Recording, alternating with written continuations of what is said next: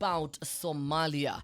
The UN's humanitarian chief warned on Monday that drought-ravaged Somalia was on the brink of famine for the second time in just over a decade, and time was running out to save lives. Famine is at the door, and we are receiving a final warning, Martin Griffiths told a press conference in the Somalia capital, Mogadishu. A food and nutrition report due for release on Monday has concrete indications that famine will strike the regions of Baidoa and Burhakaba in south-central Somalia between October and December, Griffiths said. I've been shocked to my core these past few days by the level of pain and suffering we see so many Somalis enduring, said the head of the UN Office for the Coordination of Humanitarian Affairs, OCHA, who began a visit to the country on Thursday. The unprecedented failure of 4 consecutive rainy seasons, decades of conflict, mass displacement, severe economic issues are pushing many people to the brink of famine, he said.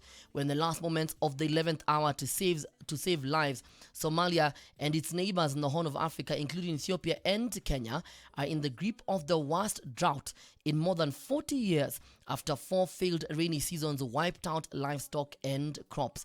Humanitarian agencies have been ringing alarm bells for months and say the situation is likely to deteriorate with a likely 5th failed rainy season in the offing.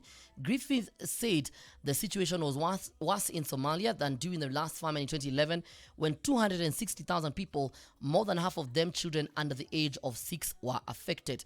The UN's World Food Programme last month said the number of people at risk of starvation across the Horn had increased to 22 million people.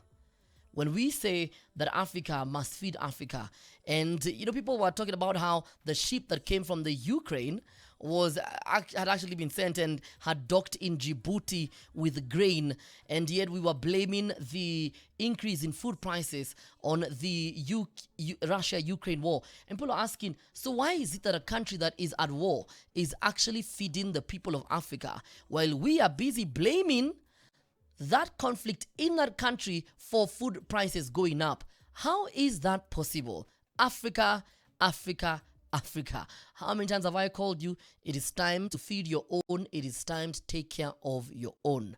We can do it. We just know how to do it, but we just don't. Usimpe Roho, a nice throwback from Pam Waire Nyashinsky, a bass to a Nameless. Some of the real old